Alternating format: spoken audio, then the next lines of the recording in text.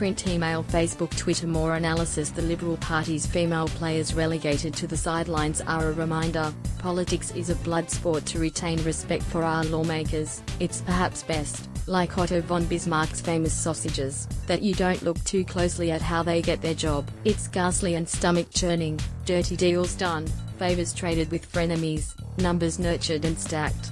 Rarely is it blood-free, and when it appears to be, it's because the fix is in, thanks to other people having done the knife work. That's the nature of politics. It's a blood sport.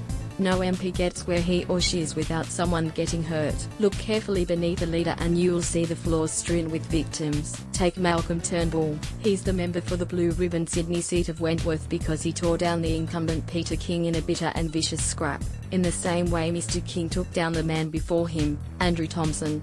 "Fuck off and get out of my way," Mr. Turnbull reportedly told Mr. King in 2003, reflecting the ruthlessness he later employed, usurping Brendan Nelson as Liberal leader 5 years later and then in snatching the Prime Ministership from Tony Abbott in 2015. Those in the Liberal Party who expect Mr. Turnbull to help save the political careers of people like Hans Sudmalis should remember this. He'll do what he can by way of influence on a fragmented party structure, but there's only so much he can do, even as Prime Minister, given how jealously every state division guards its pre-selection processes. Instinctively, the PM might prefer some of his colleagues were simply more like him, the predator. But it's not just the Liberals, it's the same in the Labour Party. Bill Shorten, Kevin Rudd and Julia Gillard only got to the top by seeing someone off in a box, even though one of them managed to escape his crypt to stage an unlikely resurrection. The killing season, when leaders become unstuck, only echoes the competition scene at lower levels. That's what pre-selection fights are all about.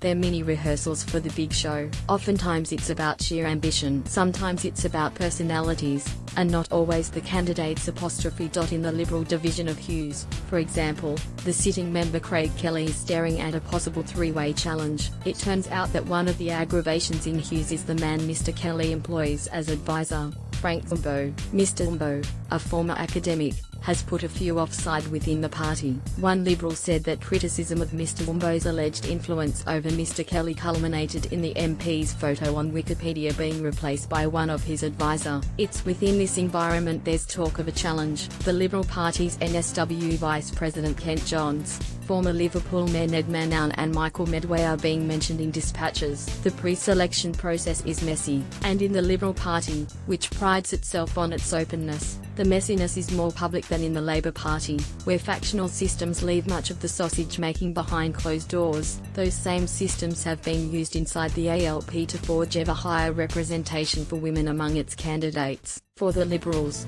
female candidates have to operate within the brutish law of the political jungle that has served men so well for decades. As female Liberal parliamentarians will privately tell you, mediocrity is no impediment to their male colleagues if they can master that brutish law, especially when there isn't a central mechanism to encourage a bigger number of women, unlike the ALP. Yet one male old-timer Liberal operative says the PC brigade is at it again. The fact is, he says, politics isn't for souks, it's a competitive arena and so it should be. A seat isn't for life, and whether you're Jane Prentice or Anne Sudmalis, you have to put a lot of time into making sure with your selectors that you're safe, he says. The reality is that for the Liberal Party to remain electorally healthy, a mechanism will have to be found to get more women into Parliament. Acknowledging this need at the grassroots level, where pre-selections are decided, would be the first